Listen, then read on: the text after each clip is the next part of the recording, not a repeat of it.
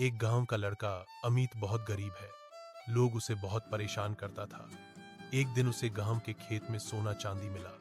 वो खुशी खुशी अपना घर आता है। उसने अपने माँ को बताया कि उसको खेत में सोना मिला है।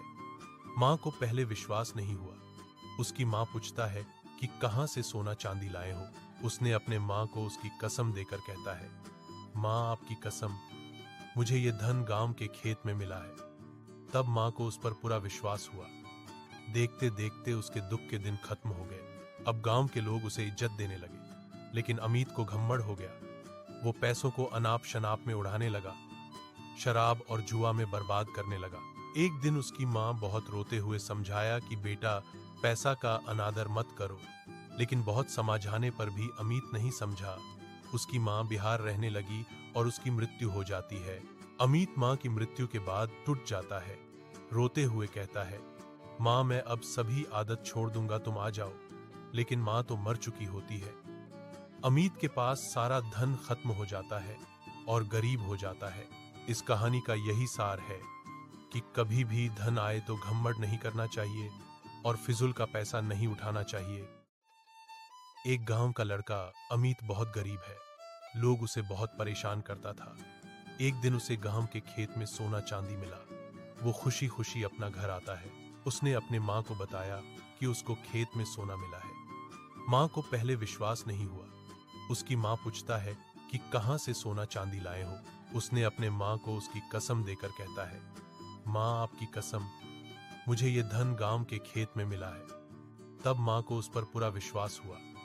देखते देखते उसके दुख के दिन खत्म हो गए। अब गांव के लोग उसे इज्जत देने लगे। लेकिन अमित को घमंड हो गया। वो पैसों को अनाप शनाप में उड़ाने लगा, शराब और जुआ में बर्बाद करने लगा। एक दिन उसकी माँ बहुत रोते हुए समझाया कि बेटा, पैसा का अनादर मत करो। लेकिन बहुत समझाने पर भी अमित नहीं समझा। उसकी माँ बिहार रहने लगी और उसकी मृत्यु हो जाती है। अमित माँ की मृत्यु के बाद टूट जाता है। रोते हुए कहता है, माँ मैं अब सभी आदत छोड़ दूंगा, तुम आ जाओ। लेकिन माँ तो मर चुकी होती है। अमित के पास सारा धन खत्म हो जाता है और गरीब हो जाता है। इस कहानी का यही सार है कि कभी भी धन आए तो घमंड नहीं करना चाहिए और फिजूल का पैसा नहीं उठाना चाहिए। एक गांव का लड़का अमित बहुत गरीब है। लोग उसे बहुत परेशान करता था। एक दिन उसे गांव के खेत में सोना चांदी मिला। वो खुशी खुशी अपना घर आता है। उसने अपने माँ को बताया कि उसको खेत में सोना मिला है। माँ को पहले विश्वास नहीं हुआ।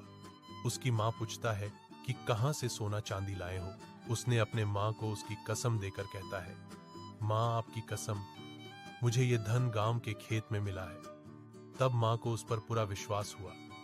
देखते देखते उसके दुख के दिन खत्म हो गए। अब गांव के लोग उसे इज्जत देने लगे। लेकिन अमित को घमंड हो गया। वो पैसों को अनाप शनाप में उड़ाने लगा, शराब और जुआ में बर्बाद करने लगा।